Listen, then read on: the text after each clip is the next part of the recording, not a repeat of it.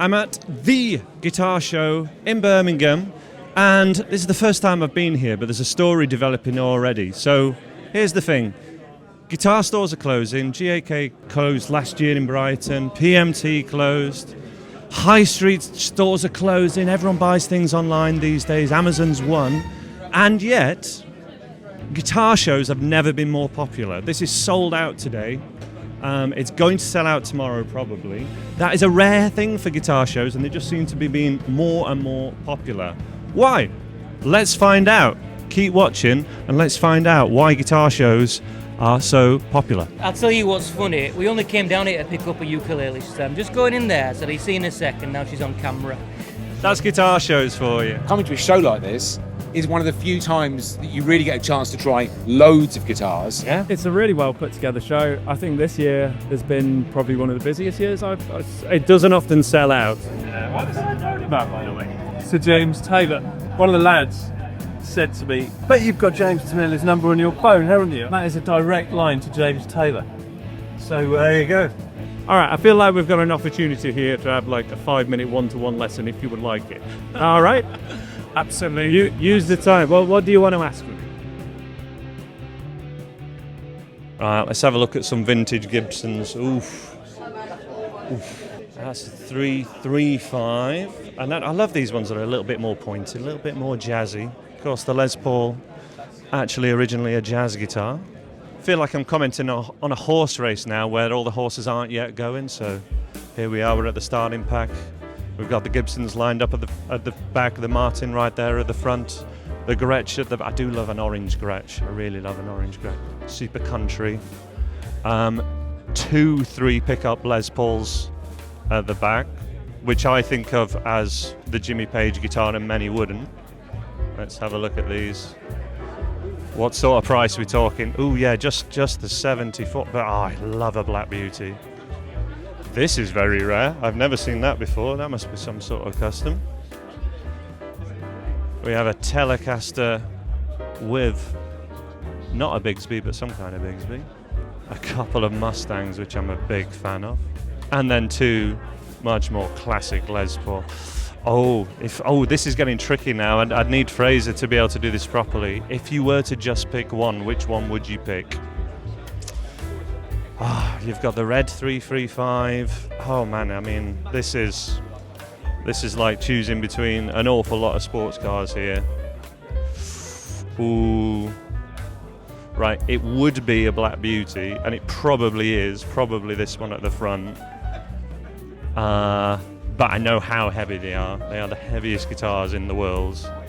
Especially that one, which is from 1958. That is actually heavier than the moon. So for the lightness, I'd probably go for the white SG. I think that would be the winner. Very similar to one I played yesterday when I interviewed Jayla. Stunning. Stunning guitar. 1962. Oof. I think that would be my pick. Which one would you pick? Let me know in the comments. Tell me a bit about the history of NoisyClan. I think you guys make great stuff, and thank you. In a world of digital and video, I appreciate both the effort it takes and the reason to have things that are physical and in paper and books and stuff like that. And you guys make very good ones. Thank you very Tell me much. about Yeah, it. we've definitely found that our customers who maybe picked up guitar in their 20s and then have come back to it in their kind of later years appreciate a kind of more physical presence. Of course, I just video these on while I'm teaching, especially on. I do it on live streams all the time. I go, right, we're in a song that's in the key of D. Those are all the chords. I'm going to change now. This song's in the key of G. Those are all the chords. Yep. That's so instant. And when you see this without the noise, just here's the circle of fifths, and it's overwhelming, isn't it? Yeah. So we're called NoisyClan, but kind of ironically, we try and filter out a lot of the noise. So we found that the circle of fifths is a little bit confusing to most people, and then just by focusing on the stuff that is in key, kind of working at the hierarchy, so you've got the majors on the top, the minor on the bottom, the relative minor directly below the key, the diminished, which is neither major nor minor.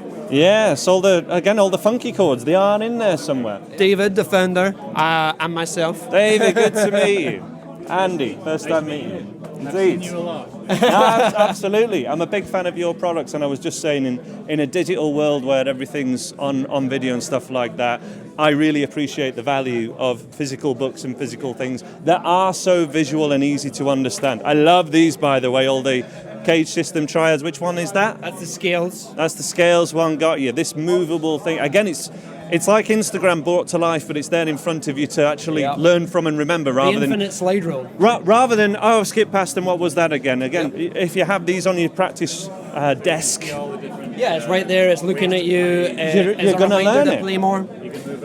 So we're both product designers, and so coming to music theory from product design has been like, well, how do we make it easier to digest? Sure. We spend a long time writing the books. I mean, you've written a book, so I know what it's typically like. a tool in a book would take us 2 years to produce. Oh, tell me about it. I did my first beginner book in Microsoft Word, and it took forever. Then I was like, okay, I'm going to use InDesign, the Adobe platform, to do it. So you have to learn that first? And I had to learn how to do that. I was like, I've made this too complicated now. And again, there's value to it, but people do it better than I will, and I'm better off doing the video bits. And again, that's just what we set up doing. So our newest book, this guy, is a content magnet. Gotcha. Every guitar chord you'll ever need in your pocket. Very cool. Small. It's always in your guitar bag. And Let's have a look at this. All of the chords through chord structure rather than finger position. Absolutely, good stuff. So we identify where the root is, and then, so a suspended fourth is a fourth and a fifth added to that. See, I've done a bit of this. I call it Chord Explorer, but it's the same thing. Like, okay, let's take a D chord. When we start experimenting with that, what embellishments have we got? What positions on the neck? And what songs? What songs come from that? How can we get alternative voicings? Yeah. How can we play a new chord every day, which is what Like, David's for example, doing. you guys might see a D sus4 there in that chord diagram. I see Crazy Little Thing Called Love. Yep. And so many other, like, riffs. Riffs are just so sussy. This is where a wealth of music knowledge comes in. Exactly. Really handy. You know, it's the yin to the yang. These are really important, but people just get attracted to the songs part of it. Yep. And I'm like, yes, but if you get this as well, you can play a lot more songs, and they're all at your fingertips. And you can play songs slightly differently. So if you learn like where to play them differently on the neck, if you learn to explore, that's where the chord compass comes in. So it tells you where you can play every chord along the neck. Indeed, man. Let's get it out. So that's bringing the cage system and the like to life, isn't it? CAGED. So we've got the triads, we've got each position for the chord on the neck, and then we can slide the tool back. There we go. So you get every single chord. And that's all about exploring the neck. And all on a simple slider. Like, come on. I mean, see, simple slider, that was a faff to get right? Because it is very right. usable. That's what I really so liked about it. So that's food packaging. So you know how you get like a salad box? Oh, and it's wow, like there you sealed go. in a kind of film. We went to a food packaging provider to get a very specific form of plastic that we could print on the inside and have it sealed so that when it moves, it doesn't scratch the ink off. I mean, there's a lot of thought that goes into the tools and like years of development that makes it work. Outstanding. You guys are based in Scotland, right, as well? Yeah, based up in Edinburgh, sell internationally. We make our own videos now. David, who's now behind the camera, but he should really be in front of it. Because selling product is now about creating video, right? It is. No, everyone's 10 years, well, 16 years ago, I'll be honest, when I first started doing this. It wasn't so much a crowded market. I'm an old timer with this.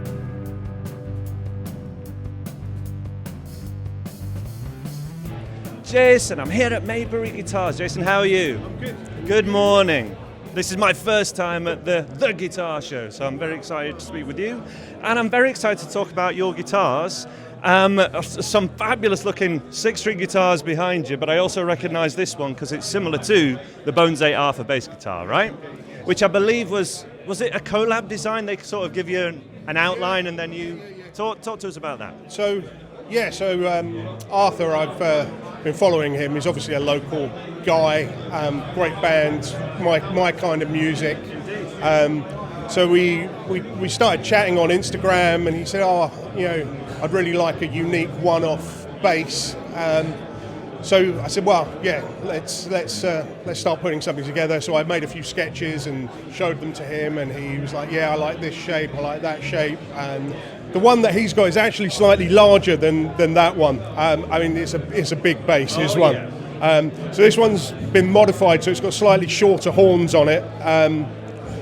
And his one is obviously bright green and with the pink star on. So pure graphic novel, which they even have, don't they? They have their own graphic novel. They're fab. And which is your personal favourite? Which is the one? You know, you make your own guitars. Which one? Yeah.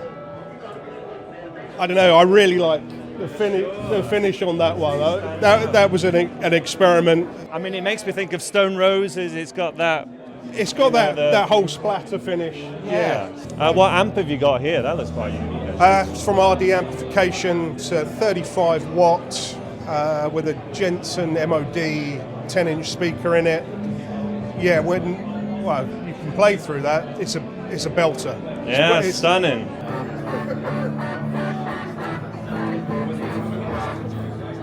I really want to just stick in loads of open tunings, to be honest, but I won't.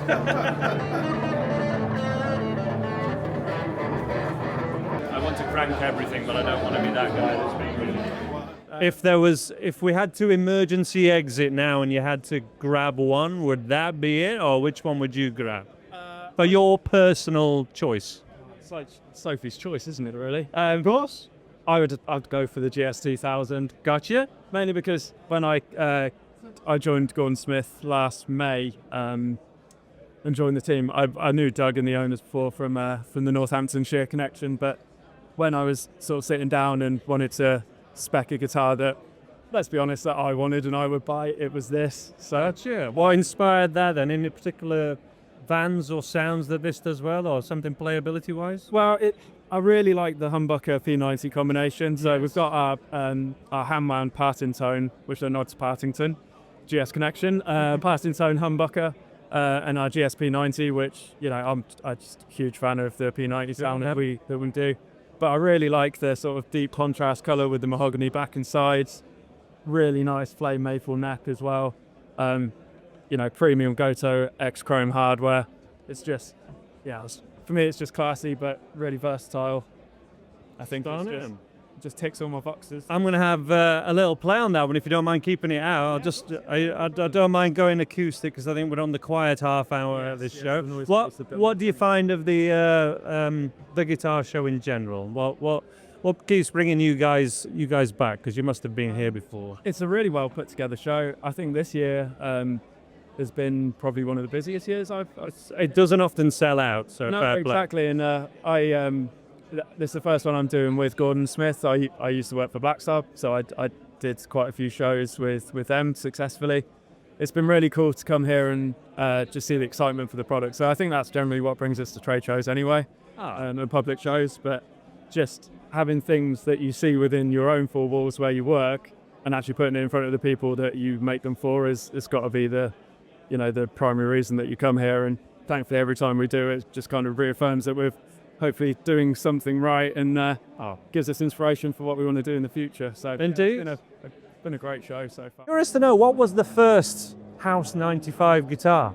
Okay, so Where did they start? That's a good question. So it was, I guess, it's probably easy to talk about how the brand started and where that come from. So I was posting loads of pictures of guitars on my Instagram. My wife said, there's too many pictures of guitars and not enough pictures of the kids.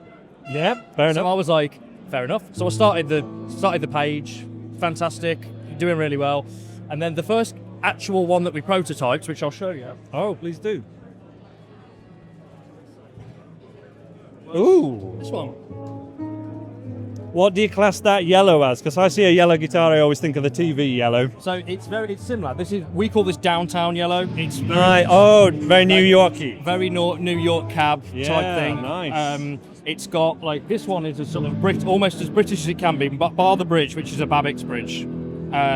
So the pickup's made by Simon at 81 Guitar Works, which is his company, Death Stare Pickups, and then everything else is us. So yeah, so this one was we did a series for these for the last guitar show, and we did one of these, this is our Jensen custom model. Mm-hmm. We also do an Elliott custom model, which is like a strapped on shape, and then we do an offset one, which is the Grace custom.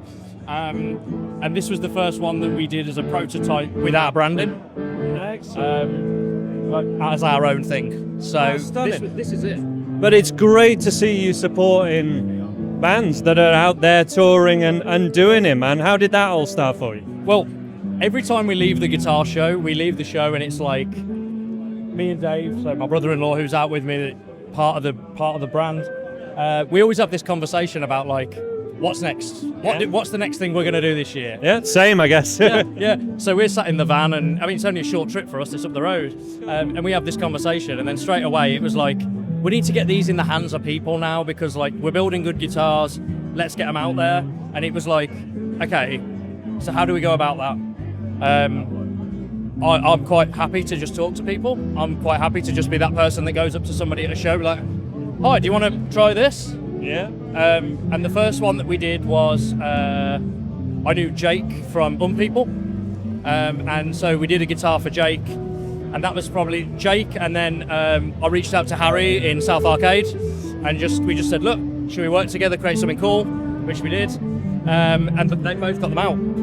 People that are opening the main stage at Download this year. Well, and for that reason and not many others, I'm going because I want to see that. Me too. But yeah, so it just came about like just asking those questions. With Hamish was the same. We just dropped him a message and said, love the stuff, love what you're doing, man. Like, do you want to start this? And Hamish was like, yeah, man, that's great. I want that one. And we'd already built it. The black one that you saw, Done. It was like, it's done. Like, and I was like, okay, no problem. We met up with him at his management office, and he was like, there we go. The relationship's blossomed ever since. Oh, well, good to hear. But it is funny because you do everything from the more like vintage, traditional big block colours to wild and stickers. I mean, I've got to say, for any Green Day fans out there, one of the guitars I've seen on your website is literally the Billy Joe, the blue model, right? Yeah. So we've done that for a while now, just because like our first sort of, before we started really prototyping our own things, was everybody wanted replica stuff. That's where it started. I was building guitars that were like very Tom DeLonge and Billy Joe inspired. Yeah. They're like, oh, how have you done this? Where have you done this from? And I just did it all myself. I like bought sticker printers and stuff to do this on my own. And then it was like, actually, there's probably something in this, you know? Yeah. And it was like, we ended up then doing loads of replica guitars. That one actually up there is actually really special. That one's actually a collaboration. That one's hand painted. Oh, incredible. Wow. So that's no stickers. That is quite literally, painted with paint pens by an artist called JP Tron Walker. He did a bass for Mark Hoppus from Blink. Oh. We again, same sort of thing, over Instagram, had a bit of a chat. We sent him a guitar over to paint. 2 months later, there it is. You say your guitar tone or guitar tones change all the time. Yes. How have you stopped where you are currently? It might only last for a week, but while you... How I stopped with the guitar tone currently? Yeah. It just becomes obsession to a point. Yeah. So after the whole PMT thing, you might know I started working with Andertons, and Lee Anderton has a big part in Victory. And because I was with PMT, I never really played Victories before. And I got a chance to play one. And they're wonderful, handmade in the UK amplifiers. So I can't stop playing that right now. That's the current obsession. And just the way things go, something else might happen in the future, or I'll talk about this later, but the tone is in your fingers. You know, the dynamics, the phrasing, and the articulation is all thanks to you when you play. I had the pleasure of playing through Eddie Van Halen's guitar rig from the 2015 tour when I was in America one time, and it sounded awesome, but I didn't really sound like Eddie Van Halen. And you hear it with Scott Ian as well, the guitar player from Anthrax. He's a huge AC/DC fan, and he played through Angus's rig. And you play the riffs and get it nailed down, but you still don't sound like those people, so the tone is very much in your fingers when it comes to that kind of mix. So if you were to pick any guitar out of here, that would be your personal choice? This is my personal choice, yeah. This is something that I'm personally very proud of, actually. This is the Moondust finish. It's an FX model, and it's solid mango.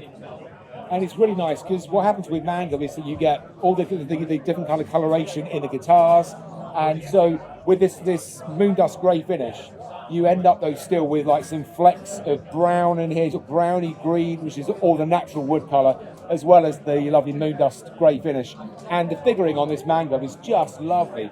It's on the sides, plus then you get the solid maple on the arm contour and the binding here, and you got it around the sound hole as well. It's just really, really, really beautiful. I think and pretty unique, which is why I like it. Of course. It makes me happy. These shapes tend to do a bit of everything. They're not too. I mean, it's maybe slightly more the strummer's guitar. Would you say? It's a larger body, so you get a bit more low end. Yeah. But they're not as big as say like a real jumbo, which is just a bit just shy, isn't it? Yeah, I do like them. Yeah. But then the cutaway makes it great to play up, and because we get a lot of questions, especially when it's more of a premium instrument. Yeah. What's it going to do well? Which one's your most popular shape? The most popular shape is the Venus shape. The Venus, which is a bit between, right? Yeah. This is one of the Blood Moon models. Of course, they're stunning. They are the biggest selling individual guitar that we've ever made and that we still make. They're so lovely. The Venus shape, it's a wee bit smaller. It's about half an inch less deep than the Neptune and 1 inch less wide or thinner, as they often say. This is the best all-rounder.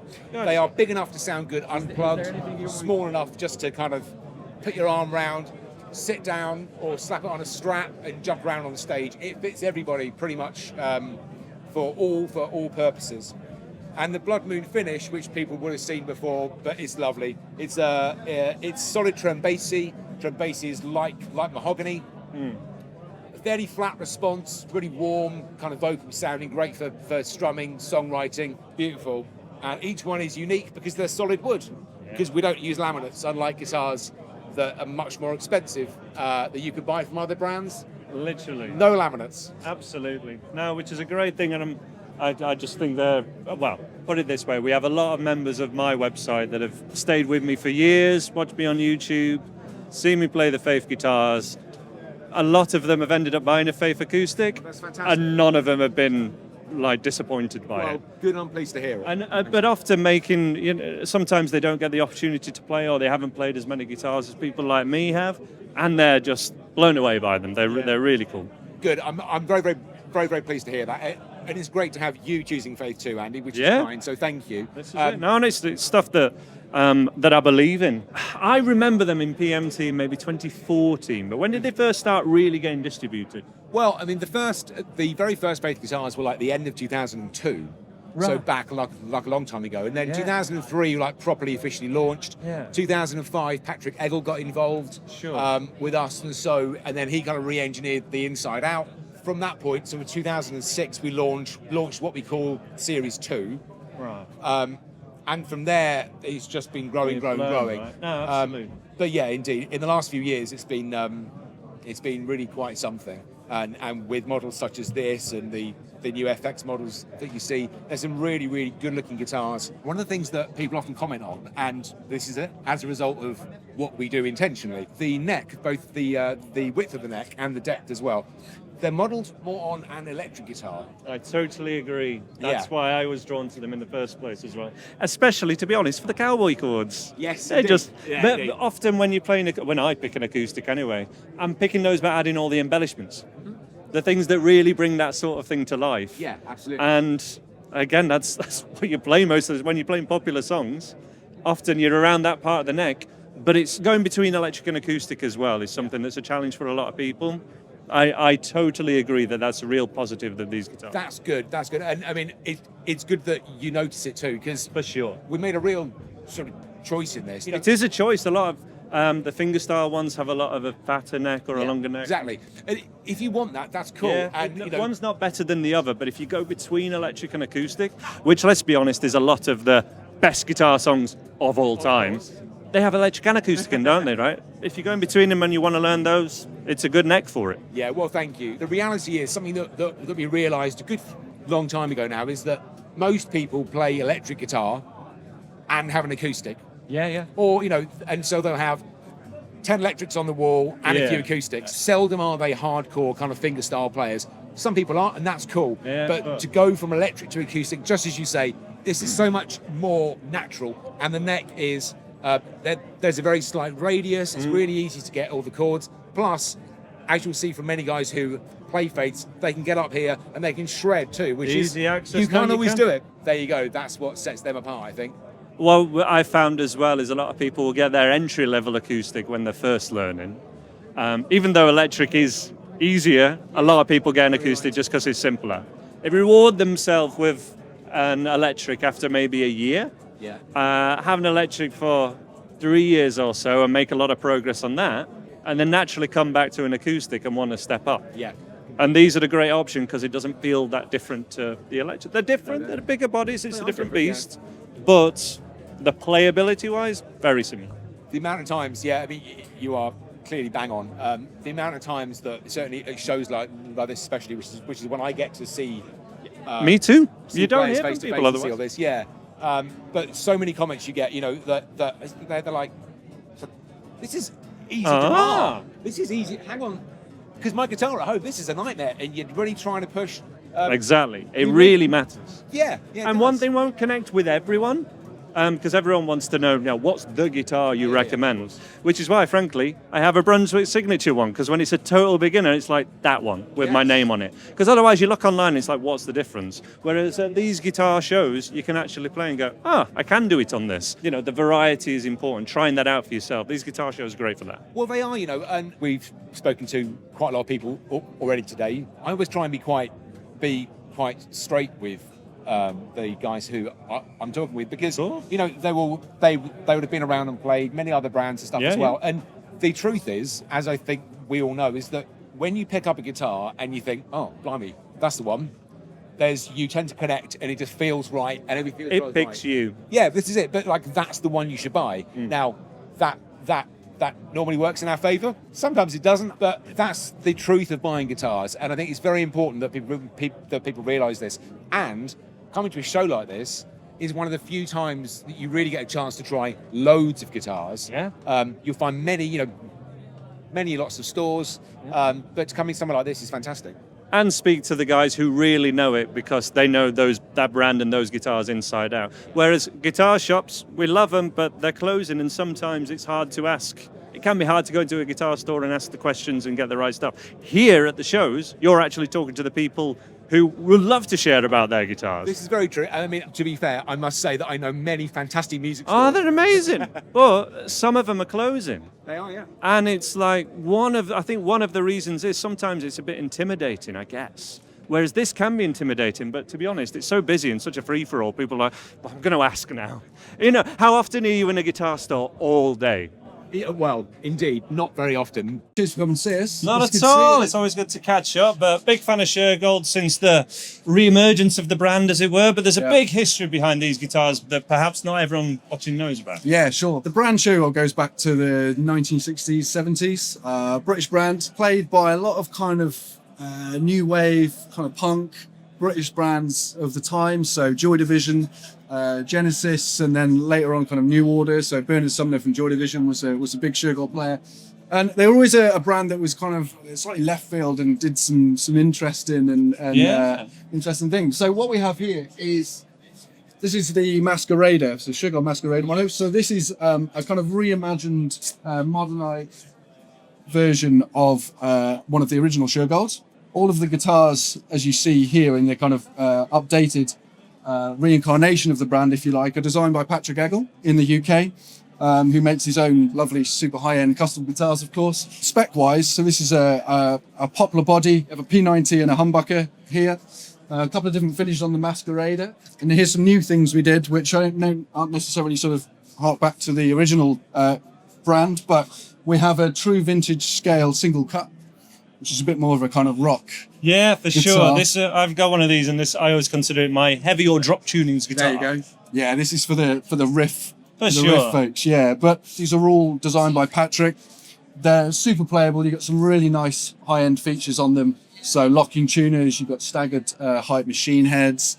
On some of the models, you've got coil split on here, so really versatile tones on them. So handy. Yeah, so, if you're kind of a beginner player, intermediate player, or even if someone who's been playing a while, you play live, you're a performer, they're really versatile. They're kind of all sorts. So that's the I totally agree, but you've got kind of the more indie end of the spectrum. Yeah. And then for me, a bit more of the heavy, but they both do a bit of either, but that's typically where people lie with these guitars. Would you say? Yeah, this thing goes pretty heavy if you want it to. Yeah, exactly. The handles kind of drop tuning nicely as well. So, but definitely on the more sort of indie side of things, and with the heritage and the history of the brand. Of course, kind of post-punk, isn't it? Yeah. And also Peavy's. It's great to see. I don't know how long it's been, but this Peavy logo is the one that sits with me, because this was on my first ever amplifier, which you might be able to tell me what it was. It was a 10-inch with the green over it, and the old vintage black Peavys with the. What would one of those be?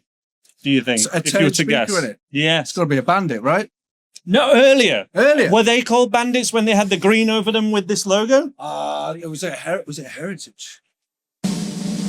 I know, it was my brother's. Handy. I didn't even buy it. Older brother played guitar. But a Peavy amp was my first amplifier. It was people's first amps, yeah. And then when I was first stepping up from that, the Bandit with the different logo was it. But we see these all the time, literally on stages in Brighton. Really great amps, really versatile. Again, you've got your classic series stuff that's, kind of great clean amp, which the kind of indie bands will kind of gravitate to. More recently, kind of the Decade, Josh Homme, of course, amp as well, which is really interesting.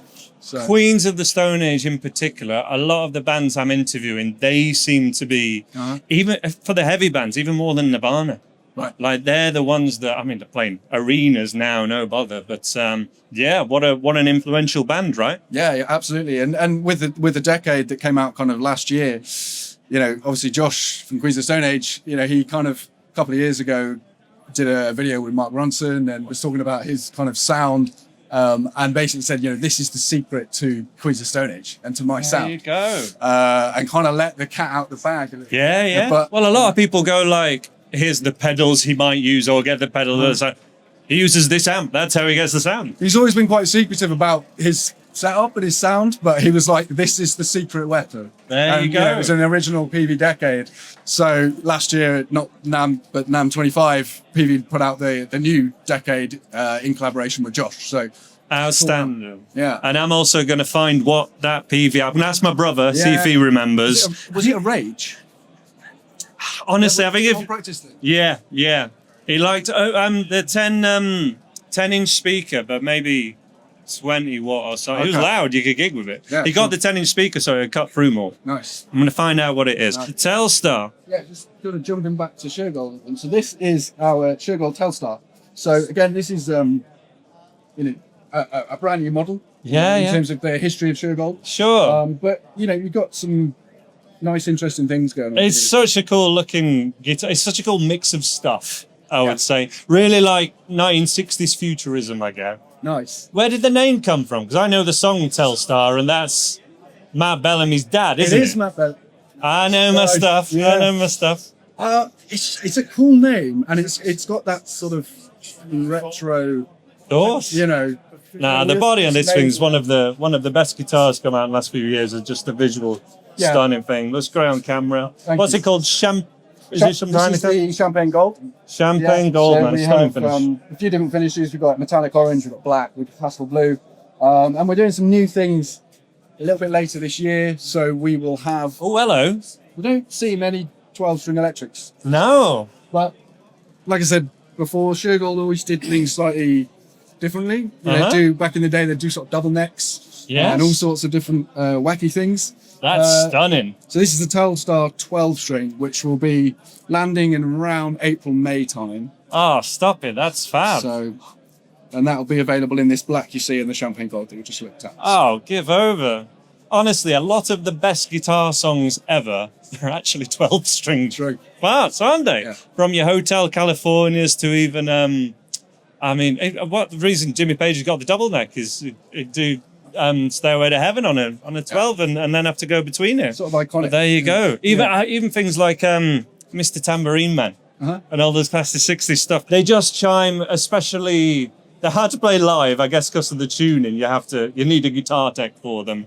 So you don't see many on stage, but in the studio, 12 strings, isn't it? They give you something different. And I think as well, if you're sort of someone who maybe hasn't been playing too long, but you want to explore what the electric guitar can do, it's a 12 string is a really good option because it just gives you a completely different dynamic and a different way of playing in a way. 100%. And it makes a lot of the basic chords when you start picking them sound incredible, right? It gives you that sound of being higher up the neck while you're still up this side.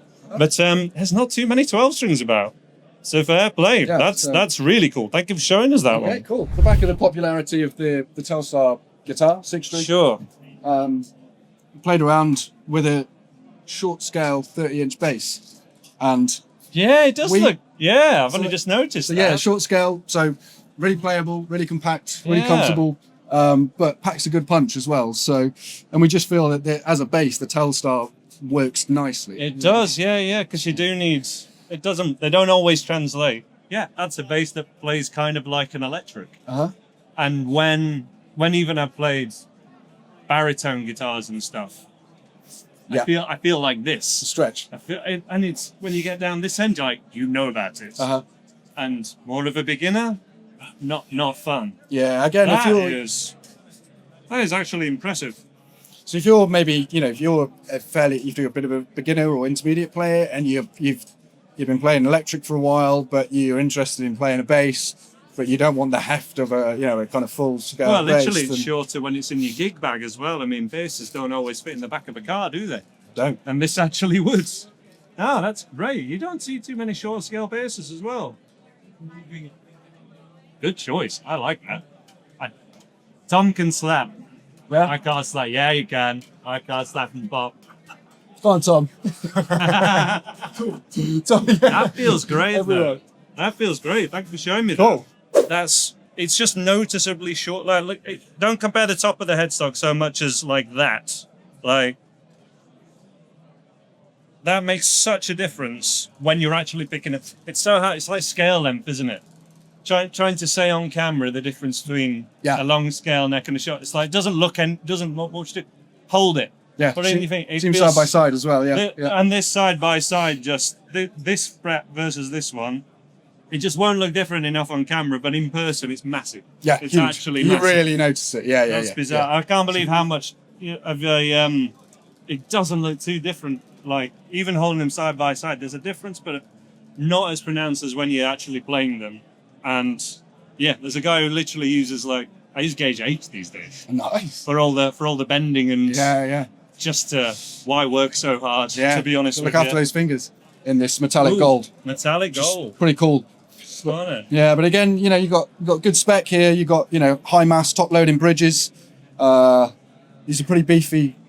You do all sorts of versatile tones with these. Indeed. Your heavier stuff, your funkier stuff. Indeed. Yeah. Tom, which one do you like the most? Gut instinct. That one. It's gone there. Nice. As a dumb guitar player, what's the difference between these two? So we've got some humbuckers in the Libertine here, which do pack a real punch. Like I say, for slightly heavier styles, that's kind of where you're leaning. Right. But with the short scale Telstar, although it's a really good punchy bass as well, but you've got a little bit more of that sort of short scale, sort of rounded sound, if you like. So again, a bit more maybe kind of 60s. Does that one take a pick better? With a pick, it'll cut nicely. Yeah, cut through. I think maybe some of Arctic Monkeys bass sounds. For the bass player that wants to be a guitar player, no, I would never say that, such a thing. No, you'd never catch me saying that on camera. No. Cut that. No, never to leave it in, but... but I mean, Shergold have an interesting bass history as well. So Peter Hook, again, Joy Division, 6-string bass back in the day, Shergold. Is he the inventor of lead bass? I think he may be. Probably. Yeah. He was before Spinal Tap anyway. Again, a rich bass history with Shergold. Many sort of famous British bass players. And this is 5-string version of the 4-string Libertine that we just looked at, and will be available in kind of April this year as well. So in this nice metallic gold. Yeah, this thing's pretty fat. Oh, stunning. Well, I did a impromptu guitar lesson over at the Fave stand earlier. And I'd rather do that than doing an impromptu bass lesson. But I could probably do some Joy Division bass lines on that one. So that's my kind of thing. So fair play. There you go. Rob, thank you for talking with me. That's awesome. Winyard Guitars, what's new? What's new? Well, people like old things, but I've done something a little bit newer. Oh, okay. So this is my Winyard Interceptor. Oh, which is good name. A slightly different take on an offset. It's got a slightly swoopier swoopier body shape. Because your telly is the thing. We sort of associate the telly with. Yeah, well, the Winyard. Stealthcasters kind of put me on the map a bit. Of course, But which we talked about a lot last year at the Brighton show. Yeah, and I've done a few offsets for people, but I wanted something that was just a little more individual.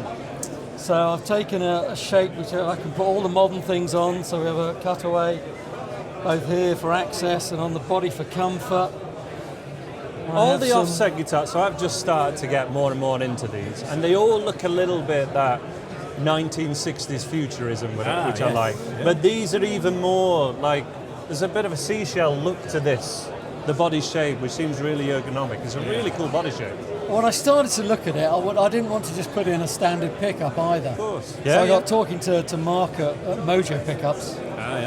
And he'd done one or two things, so I said, "Oh, can you do that? You know, the celluloid finish on a sort of P90 size humbucker." So these are his rail humbuckers. So they are humbuckers. They are. But they do look like, yeah. So, but they've got a slightly. I love the shape, simple oblong. And he's put these coverings on them. But this when one I started to think I'm of the just a fan of white guitars. the 'cause they do cream pop and the on gold, camera. or the gold frets. It's regal. It's regal. Yeah, It is, it's gotta isn't be. it? I could have called it the Emperor or something like that. Yeah, it's nice. Maybe I've changed the name. But they've got a coil split, which I like to have, which is invisible. That's got a tone as well, so people can really have them spec'd out how they want. Of course. And they have my shimmer finishes, so they're acrylic paints that go on super thin, and then I dust a little bit of nitro over the top just to protect them. So that'll wear quite quick, won't it, with the nitro? It probably will, yeah, because they which go on is so nice. thin. Yeah. So you can see the wood finish through them, which I like. Yeah, the grain Touchy popping feely. out. Yeah. As I say, three selector with a coil split. So you got 6 tones going on. Yes. That's one thing we can expect from your guitars. There's gonna be lots of options, even when it looks like there isn't. That's it, you know. Yeah, and you don't have to use them all. Yeah. Well, usually people want 1 or 2, maybe 3 usable sounds, don't they? Yeah. So there are a few things going on in here that give you a bit more flavour. And what's the neck? Is it sort of got a zebra? Look at what's going on. That's a flame maple. Very nice. A little bit random, which is cool. I like the random ones actually. You can get one which are very pinstripey. Yeah, which is almost This zebra is how effect. nature is, you know. Yeah. Do you always use maple? No, usually. Yeah, it's only I feel my like- stock guitars. Yeah, I feel like So I've done some mahogany, rosewood. I did one rosewood neck. So some other stuff. What's your preference when at the actual fretboard?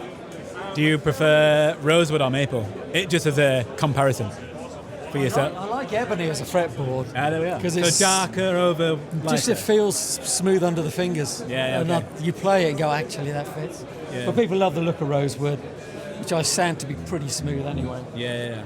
And yeah, maple. Yeah, it's. What? The thing about maple is you can age it in this sort of way. Yeah. With a pseudo wear pattern, and yet it doesn't have the worn pits in it that some people like, which I don't. No. So it performs like a brand new neck. It feels played in, looks played in, but obviously can be fitted out with any modern accoutrements. Cut away so it's easy to get up. All of that sort belly of cut. matters so Always much. got the player in mind, you know, like I know, but just for like you could shred on that thing, and it doesn't actually look like a shred machine as you'd associate it. Well, this is the one you're going to buy, isn't it? Is this your, you know, the 10-way switch? You know, my 30th birthday is coming up. Time for a treat. But no, I am a bit in love. I'm a huge fan of a T-style guitar, and I've yet to play a Telecaster that I go, that's the one I'm going to buy, because not quite ergonomic enough, and like, same old Telecaster, you know what I mean? Well, the next show, I'm hopefully launching a new model that's sort of a bit more my take on the Telecaster shape. A bit like this one's my take on the offset. So it'll be probably inspired by the Telecaster is what they say, isn't it? Something like that. Great idea. But that'll have a different flavour and 1 or 2 things that will make it a bit different and get people's attention. How did you come up with the offset shape? Was it a process, or did you have it in mind? No, this was piece of paper stuff, really. Yeah. I literally, drew round a fender and then changed it. Thought, if it goes that way, how's it look? If it goes that way, how's it look? Yeah. And then you cut it out and you put it against things, and you reach a point where I can say to my woodman, okay, let's try that. Indeed. And what's the guitar that the Blackstone Cherry guitarist is from? That's a pretty standard offset that I did for Chris. And it's his recording guitar now, so unfortunately he doesn't take it out on tour. But because he it's got uses the it out in the Evertune, studio. it's got the Evertune. Setting that up with the accuracy of intonation and all of that, it just records so much better than a standard bridge. There you go. Yeah. Look, if he's using it in the studio, it's clearly his go-to guitar. Yeah, the Evertune's quite something. It really is. Yeah. But these bridges are nice. The Shallow 3D6 bridges. Yeah. They have this roller saddle that you can move left to right. So the saddle can go up and down and left to right, which is why they call it 3D. Oh, okay. So you can actually set the position of the strings exactly how you want it. Right. It's a really nice touch. Irrespective of the nut cut, the way the nut is cut. Yeah, so you some can kind of people move who it. play a bit heavier want them to be further in, so they can hit them and bend them. Some people like to bend up or down, and it's just like you can actually move the strings just enough to cater for your own personal taste. It really matters. However bizarre they are. Yeah. Well, this is it. There's no. I'm honestly asking this week, and more than any, what's a recommended for people who are at radius of neck, scale length and that? What's technically better, easier to play? Because a lot of the more premium instruments are easier to play, but only when you find the one that's right for you. There's more popular ones, for example, but it's player's taste, isn't it? Absolutely, yeah. We're all different. We are. You've got to find your own thing. Yeah. I don't like milk. Can't stand it. So we're all different. Yeah, that's true. Well, as long as you don't put the milk in first, that's the important thing. Well, I know where it comes from, and I think it's a disgusting concept. Who does that? Look, I have my tea black these days. Yorkshire tea, but black. Oh, I noticed that this morning. Gosh. It's That's like a Yorkshire health kick, is it? 100%. No milk. I live in Brighton these days. Have to get the good stuff in my veins. Gone southern. Yorkshire tea? No, we have Cornish tea. Oh, that sounds quite nice, actually. Okay, fair enough. I'll see if I remember to bring a couple of bags in tomorrow. Oh, yeah, go on. We'll try Share out. it. We'll have them. Can I ask you a quick question? I asked a couple of other luthiers about this. I might have asked you before, I'm not sure.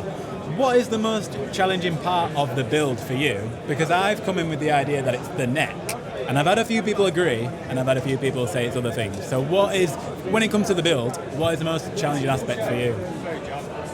The first thing that springs to mind is the fact that so many parts will say, I measure this.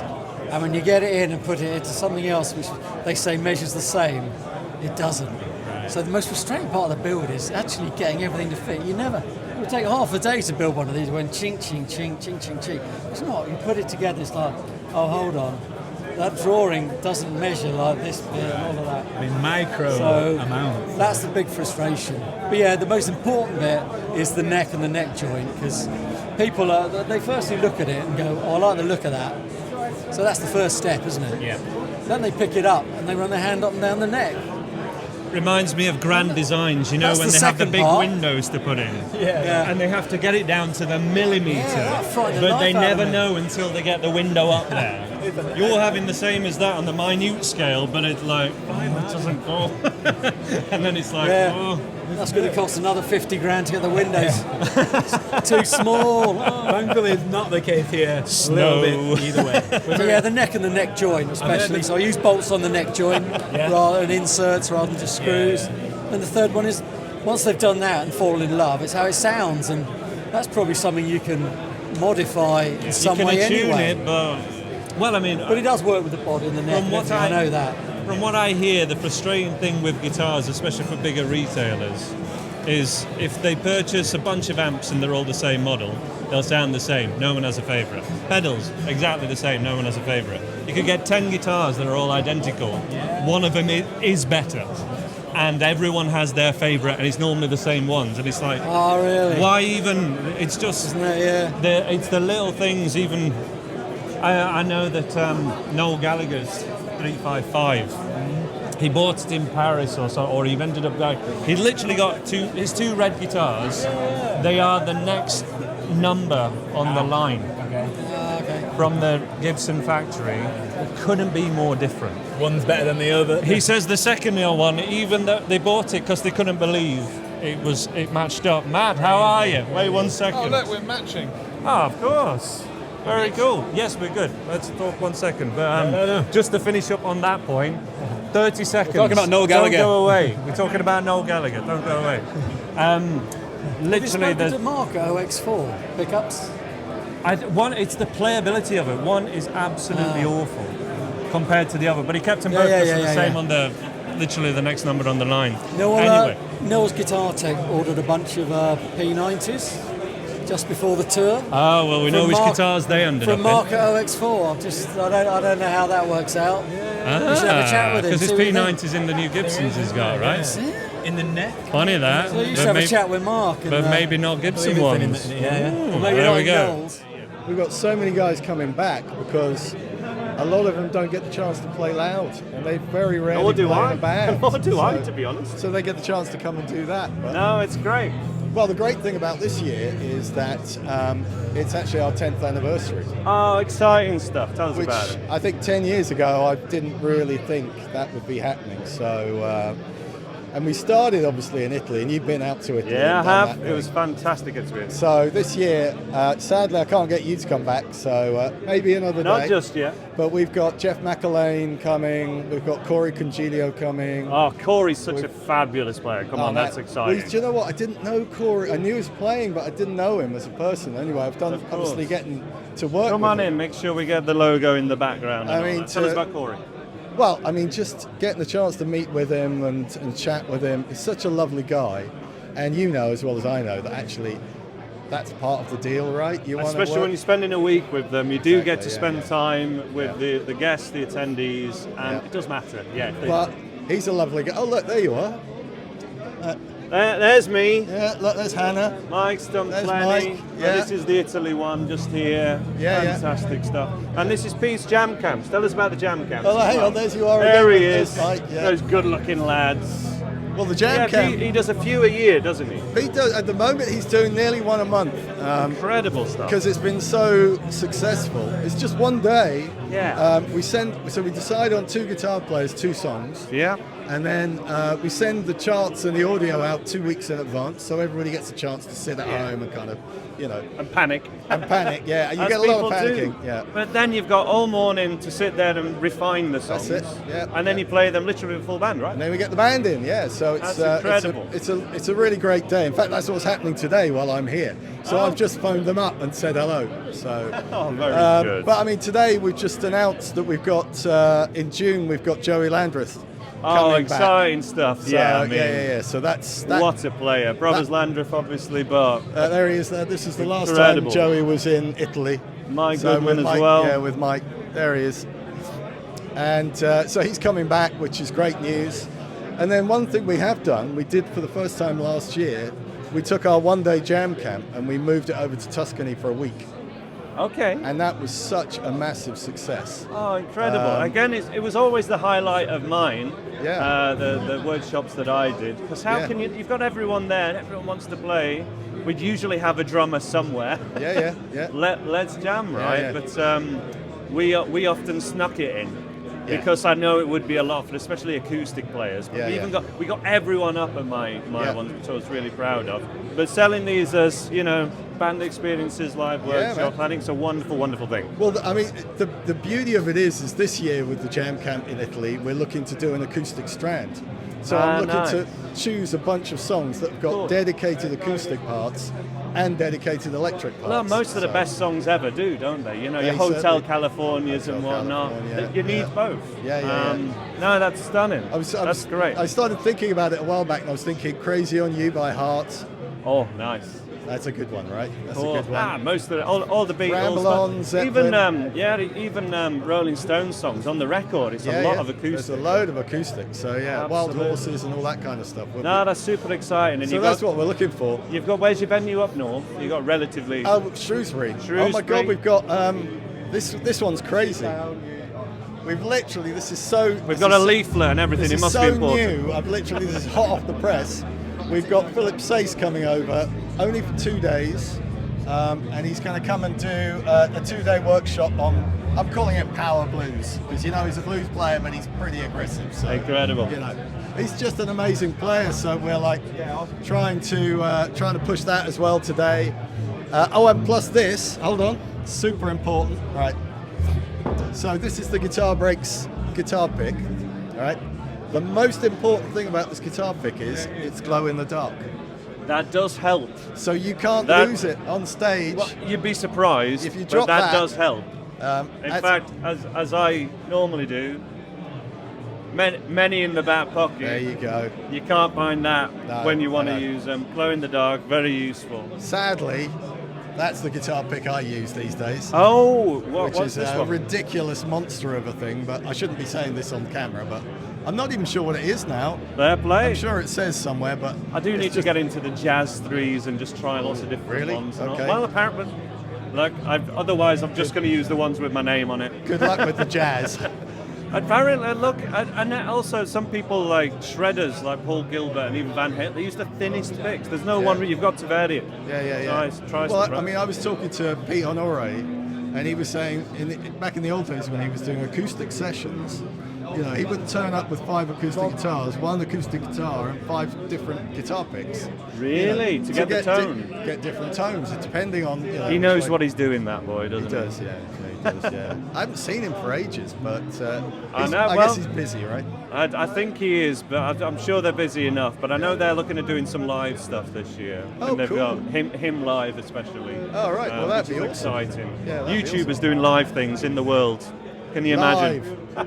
We're real.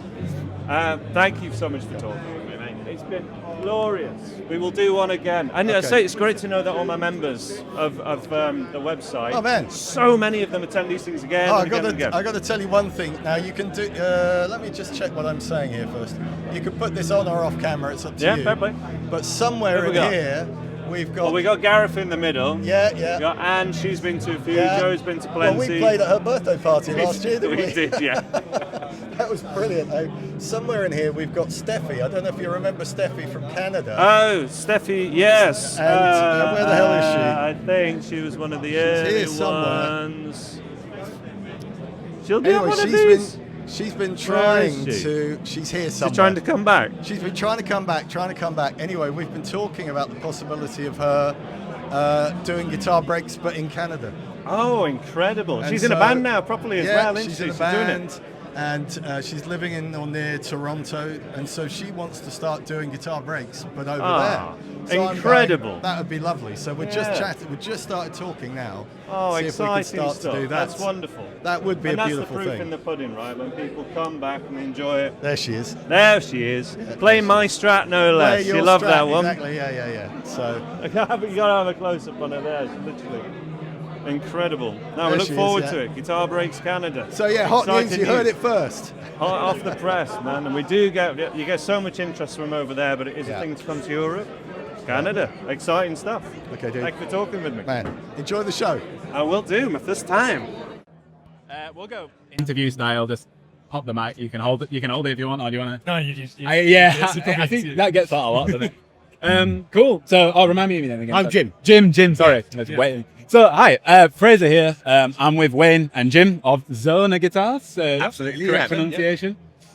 Well, first question would be, where does the name come from? That was my first call. Okay, I'm a massive sci-fi geek, and it's named after a Russian sci-fi film called Stalker. Okay. And in that film, there's a place where people's dreams come true, but they're not necessarily what they think they are. Oh. And that's kind of where the name. I comes didn't from. know that. Yeah, So there you go. that's Okay, good. amazing. So, all right. Yeah. So the film is called Zona. No, the film's called Stalker. Oh, Stalker. But Sorry. But it's a Russian film, and there's a thing in it, which is a zone. Oh, right.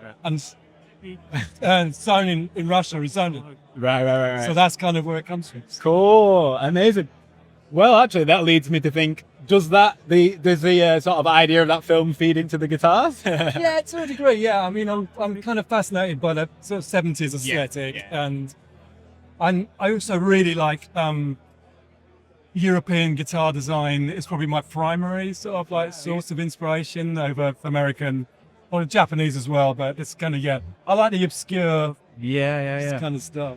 That is amazing. I think I didn't realize how much I liked the 70s style until I looked at these on, you know, do you know what I mean? Yeah. It really stood out to me. Obviously we got 60s stuff, you know, people go back to the 50s. But then I looked at these and I was like, okay, 70s clearly catches my eye, which is really, really cool. So, I mean, as a player, what kind of player are you trying to attract with this 70s design? Is it, you know?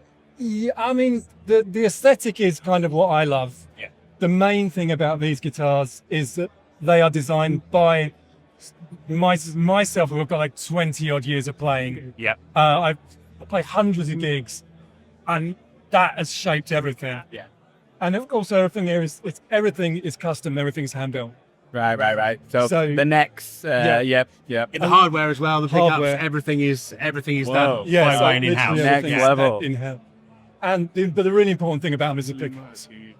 Okay. Yeah. Let's The get pickups, into it. The pickups are my own design. Right. And they are effectively single coils working as a humbucker. Right. So they're not like, up. whereas the humbucker you have like a magnet underneath. Yeah. They don't have the individual pole pieces in each side. Yeah, Yeah. But each side is different. So what you effectively have is on the outside, take this one for example.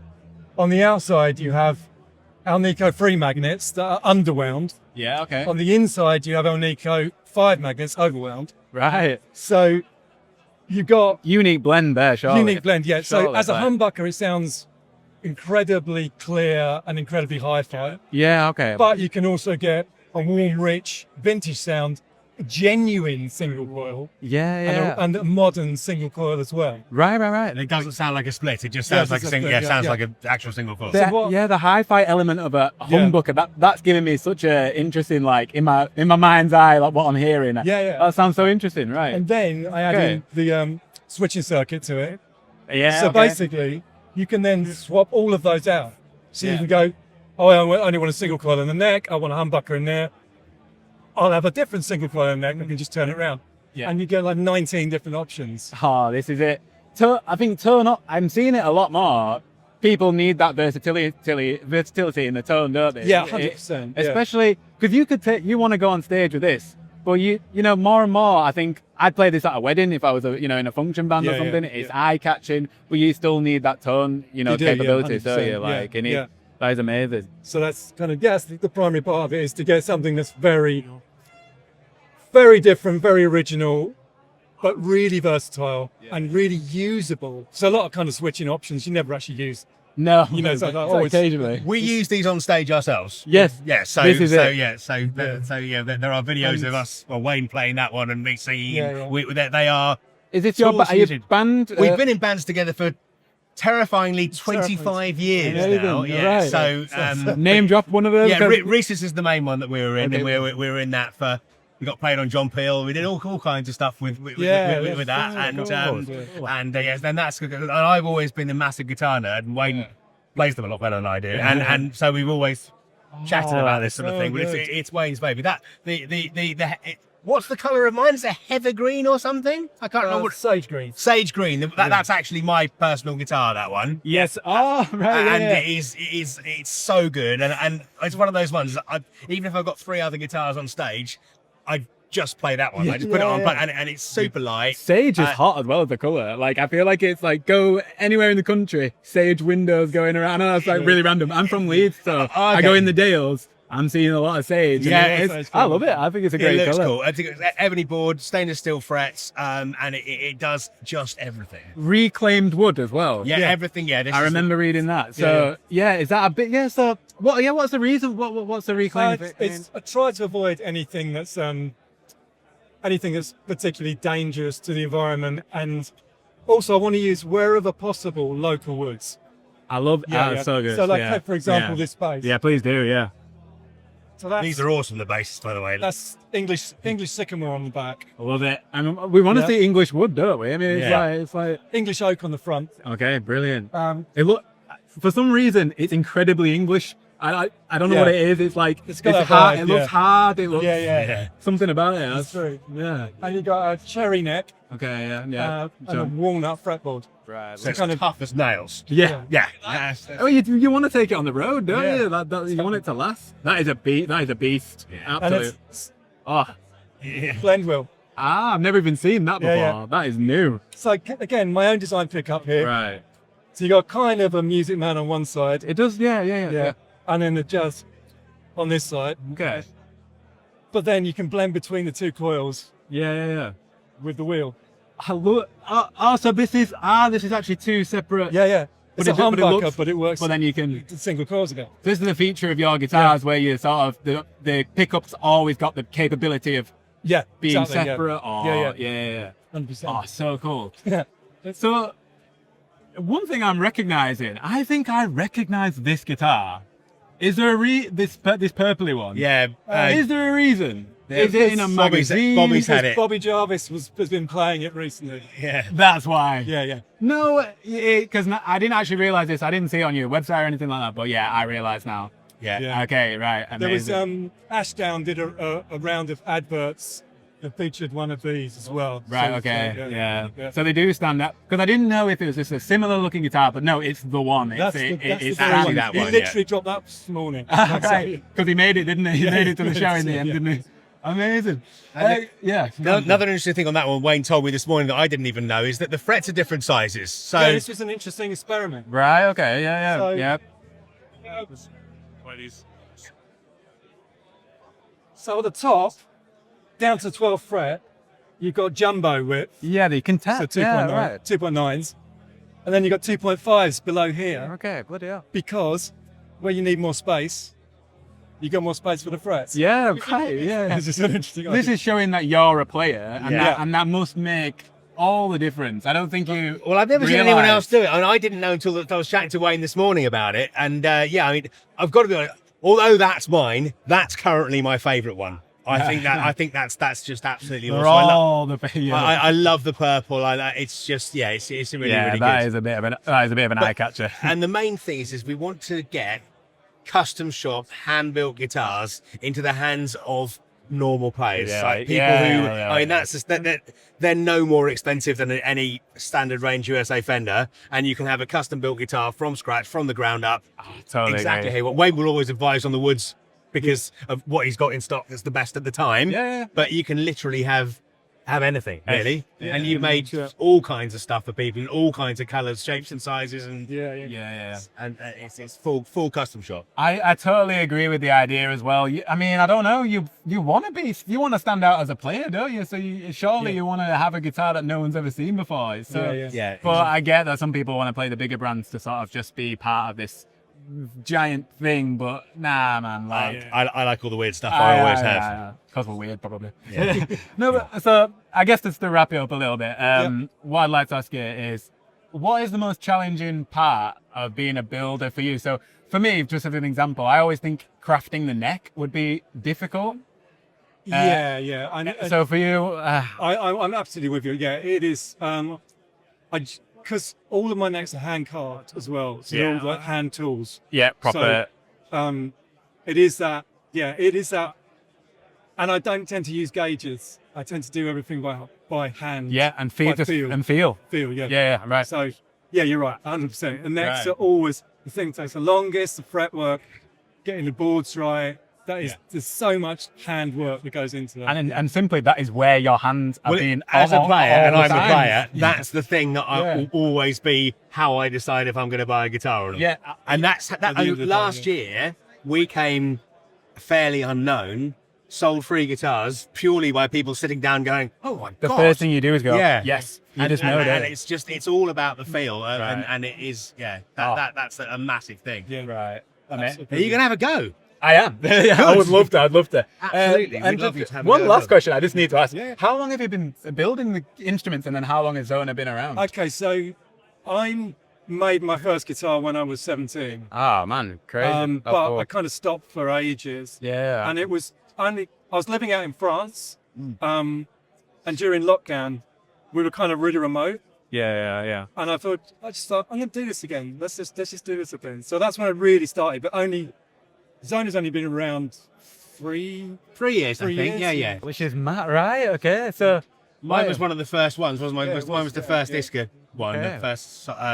But then you've gone on to building your own, making your own hardware, and that is an incredible journey, man. That is so cool. I can't even say, I'm so glad I came and talked to you because that was super, super interesting. So thank you very much. No worries at all. No worries. Hope you have a fantastic show as well. You too, mate. You too. Pete. How you doing? Good to see you. I remember last time you were like Peter. But I'm going. My mum would say Peter. Yeah. Pete's fine. Amazing. It's so good to catch up again. This is my first stop on the tour. I've never been to the Birmingham Guitar Show. Okay. So have you been before? Last year we was here, yeah. Okay. And then just as a punter before that. There we are.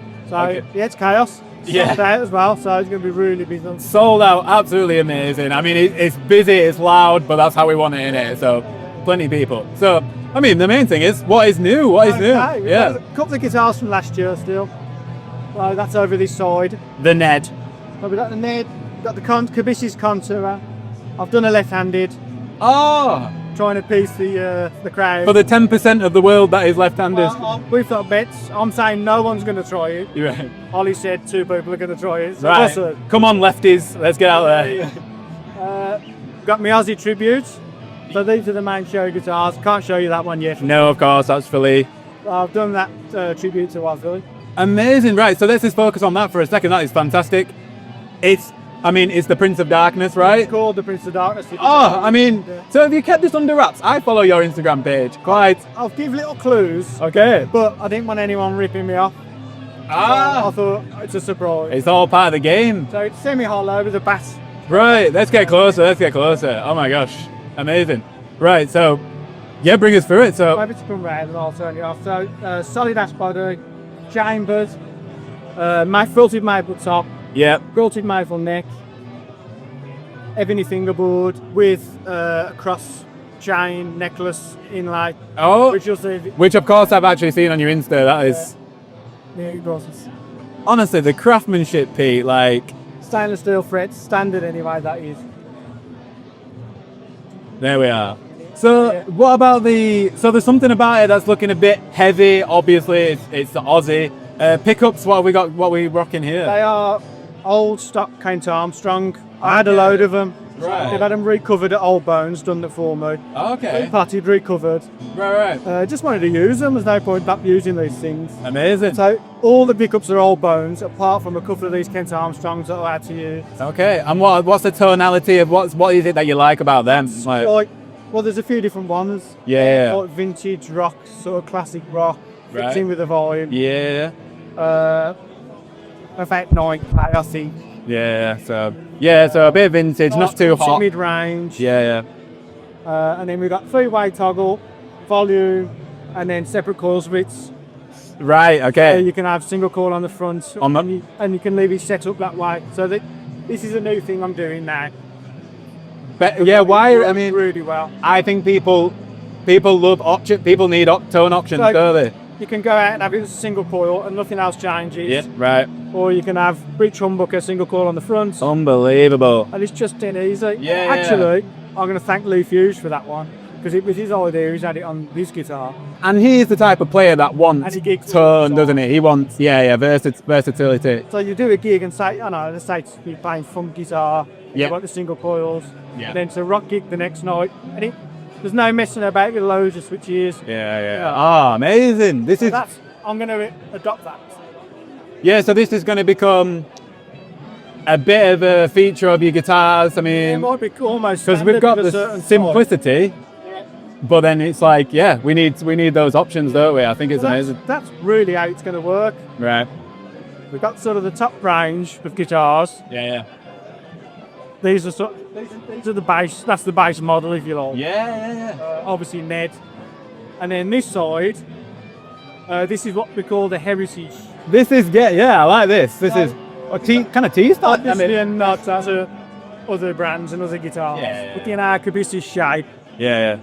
So they're all heritage. How did you come up with that name, Kabissus? Is that? It's the bag that Perseus put Medusa's head in. I love this continuity of like the way you know with your brand and everything. It's really cool. Yeah. So it's a heritage LP for obvious reasons. Yeah. but looks different. But humbuckers, three-way, you know, it's got other things going on. Yeah. That's the Heritage S. Yeah, it's a fraud. Any guesses? No, but I mean, amazing. Like, you know, really hard picking names for things. Yeah. But I don't want different names for everything. Right. Essentially, they're all Kibisi's shape. Which is a really clever idea. So that the other part of the name really is just about the spec. Yes, it is, isn't it? Yeah. And although everyone can have whatever they want, they could have that guitar with a scratch plate, single fuzz. Got to kind of create something. So you can understand what's going on. Yes, so it's about craft. You can craft your sound, can't you? If you come to you, you're like, I want this sound, I want this look. You can piece that together, can't you? Yeah. And as long as there's nothing radically different, the price is pretty standard. Right. It's just a case of changing the spec, the pickup. Amazing. Does the finish, you know, really? I mean, this is looking pretty high spec finish. It looks really nice. Does it make a difference with something that's a bit more? A bit flatter on the, you know, less lacquer, less binding. Yeah, so it reflects. So the mat's fairly simple. I like the mat. I like it. That's like a mid-range finish because it's quite a thin finish. Okay. So it settles into the wood a bit. So if you look at it in the lights, it looks quite old. Right. Bit of a vintage vibe. Yeah. These are just an absolute nightmare. I mean, spending weeks. Trying to do this. That's a good question actually, and I'm going to ask a lot of people this. I think. I'm fascinated by, I'm in awe of like your talents of making the instrument. I mean, I'm a guitar player, but it's something I'm actually interested in. But what is the hardest part about making the instrument to you? Or for me, it would be crafting the neck. That is the part that I think seems the hardest. Yeah, I think. What is the hardest? Probably every maker's got a different sort of nemesis. Which is what I'm hoping for a little Mine, although I'm definitely better at it now. Yeah. Is the nut. You can buy nuts off the shelf. Yeah. I do all my nuts from scratch because nothing's the same. I've had different thickness fingerboards. Yeah. I can't really buy them. Okay. Because I work with the wood, so I might have a 7mm fingerboard or a 9mm or whatever. Yeah. Or I might have a thinner neck and need a thicker fingerboard. Yeah. Okay. Yeah. So I mean, I've nailed it now, absolutely. But yeah. That's always been a bit, you know. But that is. And I think the most important thing. There's a lot of tone in the nut, isn't there? Like, seriously. And the surface of the frets. Yeah. Two single most important. Okay, nut and surface of the frets. Yeah. That's what we're looking for. So, probably not the hardest, but the ones you want to get right. There we are. Honestly, that is like the little tidbit. I am wondering if someone will say the same thing because I like that. That's what you think. And as far as time consumed, it's doing it for you. It's not front of that. Yeah. I mean, it's just. The neck. Like, it's magnificent. So a lot of the necks are satin sprayed. Yeah. You don't really need to do a lot to it. Okay. This is like a next level neck. So it's like granite. It's like it's almost. It's been flattened. Right. Okay. You build up the layers and then you sand it back and polish it. Right. That's a matte packaging, mate. Yeah. Guys, it takes a lot of time, and the finish has got to be your carve. Yeah. To get that. So you got to wait. My gosh. Absolutely incredible. Let's get a photo of that the bat. Absolutely incredible. You can always tell a finish. Yeah. You look at your reflection. Look how flat it is. Yeah, it's just on the mirror, isn't it? Yeah. Honestly, yeah. Whereas I'd say with more of a vintage vibe, that's designed toward it look a little bit old. Yeah. Okay. Yeah. I see what you mean. That's like. It saves time. Yeah. So, I guess the last thing would be every time that moves, I think it's falling over. It scares the shit out of me. Last thing I want to say is just like I hope you have a great show. Obviously, we'll be coming round and we'll see you. I'll come and play some as well, I think. And good luck with the. Shall we talk about it quickly? Yeah, come on, man. We can. Yeah, it's a short scale. The Heritage 2, obviously. I've got it. Bass. The bass for the first time. So, what made you want to do that? I mean, I don't think enough people make basses in the UK. Because bass is upstairs, isn't it? But you're bringing it down. Why not? Like, I don't want to be stringist. Yeah. You know what I mean? I want to be fair to everybody else. Yeah. So I thought I'd go for it's a short scale bass, which suits the workshop. Right. I could do full scale, 34-inch, whatever. But it's like I wanted to ease my way in. Yeah. I've never restrung a bass in my life. All right. And this is the first time for everything. So we got this is a new thing I'm doing this year as well. Gosh. So we got Snake, the redwood. Amazing. Control. Snake guiding lays. Oh man, you have compact. And I love the white. This is lighter than a couple of the guitars. Oh, I mean, this is what you want. It appeals to guitarists, the short scale. More guitarists are doing a two-piece, picking up a short scale bass. All bass players. I mean, there's loads of there's a lot of female players at the moment. Yeah. Better for your back. And for sitting on the couch. Yeah. Absolutely, yeah.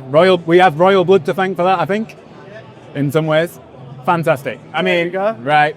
Again, I mean, the craftsmanship can't be understated. Amazing stuff. Have a great show. Come round, have a go. Thank you for talking to us one more time. Yeah. Cool. So, I mean, before we start as well, are you called Fredric? Is that your name? No, Tim. Is it Tim? Because I didn't know. I mean, I've been on your website 1,000 times. Is it your last name? Or did it come? No, I don't know where it came from. It's basically a domain name I had registered for a project ages ago. Right. And it just, and I just needed something to name the pedal company. So I like it, guys. So it sounds like mid-European kind of. Yeah. So the name came from pretty much nowhere, but that's the source of any inspiration. Yeah. Comes out of nowhere, doesn't it? Amazing. And is it Fredric or is it Fredric? Fredric. Because I had a weird habit of saying Fredric and Fredric. Like Casper David Friedrich. Right, yeah, exactly. No, amazing. Fredric. Yeah. I think it's Norwegian.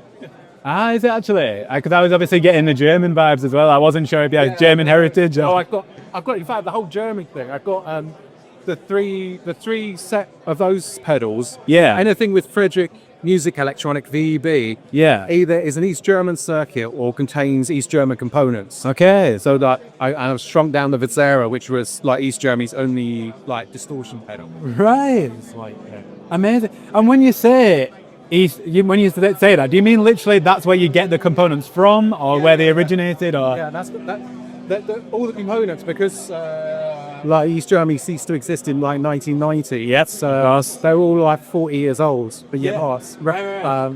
So some of them are running low, as you can imagine. So, but the silicon harmonic third player is like an American circuit, but that's been changed using East German components. Now, it just makes it sound more abrasive and a bit more crunchy, a bit more, Yeah, of the era, and this it kind of it conjures up that sound, doesn't it? Cool. I mean, that's really interesting. I mean, so when I met you in Brighton, and I came to buy the Demon Fuzz. I was doing the Demon Fuzz deal, the T-shirts and the thing, which is it's proved so successful. I'm still doing it here. So there we are. I mean, it was enticing, of course. And there was Wyatt Audio as well. He bought one. Yeah, Wyatt. Because he did a nice little demo, which is good. He's doing a whole fuzz thing, isn't he? So it's really, really cool. He's got his own pedal out, which is amazing. But so. I mean, I got to talk about it, and I really appreciate you saying you liked the demo that I did. That was really cool. Yeah, it was great. But I've found the pedal super, super inspiring, and I'm not just saying that. Well, the thing is, it's such an evolution. The Demon Fuzz was probably one of the first things I made. Right. Like when I got started, maybe 2010. Okay. So what's that? 60. Yeah, 60 years now. What it initially was a kind of improved Electro-Harmonix muff fuzz. Yeah. And the buff fuzz, there was two versions, one with transistors, one with knock pads.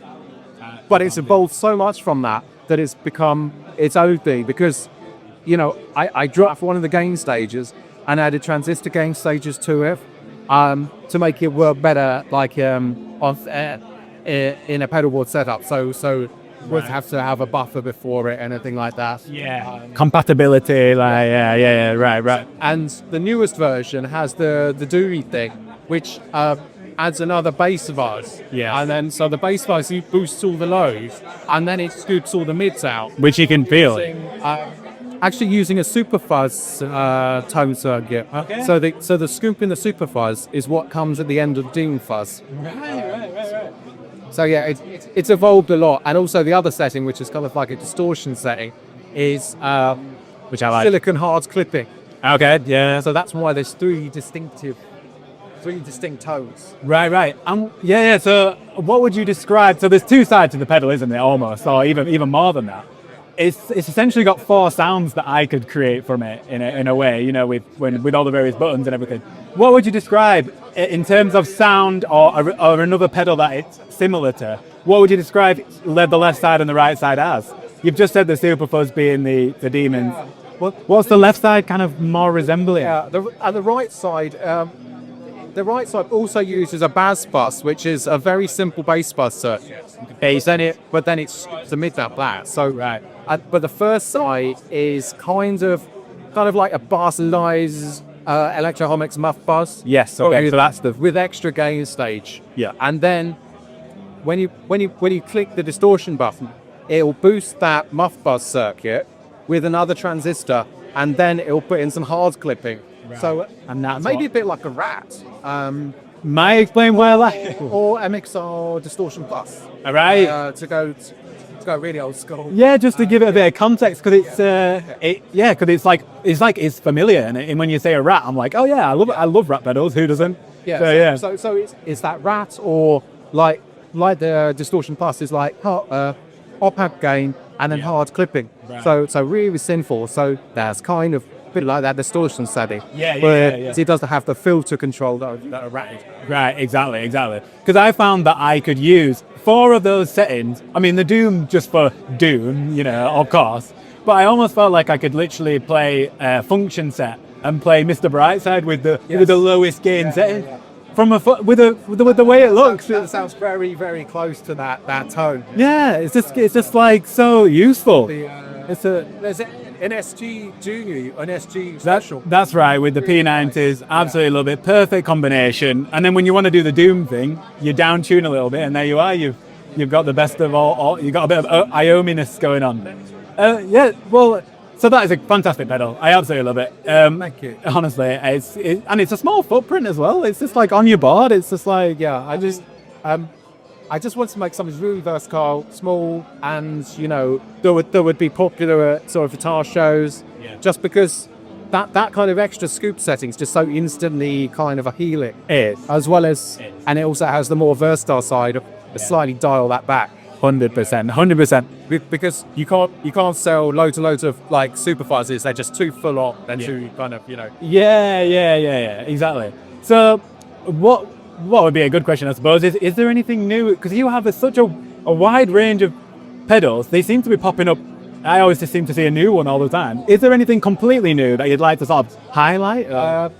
Well, not really, no, because the newest ones are the Petite Souclone Versing Companion. Yes. That's a version of the larger pedal. Yeah. With the controls on the front. That adds a top switch to it, so you can get the scooped and the non-scooped tone with the foot switch. Okay, yeah. And also the new version of the Mazzara, which is the old East German distortion. That's in the new enclosure. Right, lovely. So anything with in a small like mini wedge with the japs at the top. That's the new style enclosure on those. Got you. So that is, it's just so nice. I mean, so now I'm looking at it. What is the Regent 154? If it's the preamp, like, what would you use that for? It's a mysterious word to me. Tone shaping. Also, because it's a very hi-fi sounding preamp. So you could use it as an always-on pedal, and it adds a bit of compression. Right. And also, it's got really powerful kind of tone shaping, so you can really boost the bass. Yeah. And the treble it has can be really classy. It's because it was like the preamp of an old East German amplifier that the power amp section's solid state. So that doesn't sound very exciting. Yeah. So the preamp needed to be good to actually make the most of that. Right. I'm going to do a new version of that. But with the tremolo from the big brother of that amplifier. Okay. And the tremolo sounds really nice. It's also good because it's got like infinite gain, so you can have like a slightly dirty tremolo. Whereas something like the West German tremolo is like super clean and transparent, and really smooth, like a Fender tremolo. Which is what we kind of, when you say tremolo, the spectrum of what you could have, but the Fender one, of course. Or you could have like. The other end is like the repeat percussion, which is like either on or off, like chop, chop, chop, chop, chop. Yes. Choppy. Of course. Absolutely amazing. And you mentioned the percolator. So that is a word. I have heard people just dish it out. What does it actually mean in this context? Okay. There was a company in the 70s called Interfax, and their one product was a harmonic percolator, which was kind of a mid-gain fuzz. It's high-grid germanium and silicon. Right. And it was the only reason we know about this pedal. They must have made like not many of the things because they so rarely come up, and then when they do, they're so valuable. It's because Steve Albini, out of Big Black and Rape Man and shellac. He popularised it. So to get that Albini kind of skronky guitar sound, he was also a producer, obviously, but to get that guitar sound, you need harmonic percolators. Right. So it's a proper unique. So there's something. They've got a unique character, obviously. Without even hearing, I'm gonna have to try it because it's just. But the thing is, it's not even. He got his unique sound by using aluminium neck guitars like Travis Bean's, right, and like a customized Fender bass mat. So really, you just have those two ingredients. Like the aluminium neck guitar will add that skonkiness and that clanginess. Exactly. Yeah, exactly. So a lot of distortions would do the same sort of thing, but because it used the harmonic percolator, it became mythical. Right. We're getting blown away. Last quick question then for you. It was quiet time. I know. Last quick question. You have a lot of fuzzes on there. Is fuzz your favourite kind of effect? Why is it always the fuzz? I mean, you've even got a synth fuzz here. I know. Because you play yourself. You're in a. You play. I play, but I've not played in a band properly for quite a while. Just have so many reasons. But yeah, I'm kind of there now as well. It's basically I don't have time. Yeah. But yeah, I love fuzz, and I really like preamps as well. I like some things that are always on, that kind of just change your basic guitar sound. Yeah, the always on pedal is such a great concept, like, because it just changes everything. Yeah. When it's on, you've got what you want. And it gives you a great foundation to kind of build on it. Exactly. Yeah. And if someone, I feel like your pedals, especially with the Demon Fuzz, it's an opportunity to find like your sound and craft your sound. Because that's a huge part of using a pedal, isn't it? Yeah. To get what you want from it and not sound like everyone else. Yeah. Is that a bit of an ethos with your ideas? Well, that's why I picked totally obscure circuits that maybe no one else would do. But it stands out. Ask me if I do like a tone vendor or something like that. But there's so many people who are already doing that. Yeah. And that's why I use like East German components, because no one else uses them. There's the answer, yeah. And it's in part is to keep it interesting for me, as well as like for binary. Right. I think that makes sense. That's my answer I expected, because you're using something totally different and it stands out. Yeah, exactly. That's it. Amazing. Oh, thank you so much for talking to us. Pleasure. And I can't wait to get home to my Demon Pulse now. I'm going to try the percolator as well right now and give it a go. So that's really cool. Thanks, Tim. Thank you very much for watching. The next guitar show that I'll be attending is here at the Brighton Racecourse. Brighton Guitar Show, Saturday the 18th of July. I'll be there. Bonnie won't be, but she loves this walk, don't you? You love the racecourse. Let me know what your favourite bit of gear was in the comments below. And if you really want to see more guitar show stuff, you can see my vlog from the Brighton Guitar Show just here from last year. Thank you so much for watching. Come down, Brighton Guitar Show. Check this out. Look at these views, man. So close to Brighton seafront. There's the pier. Come down to Brighton. We'll see you in July.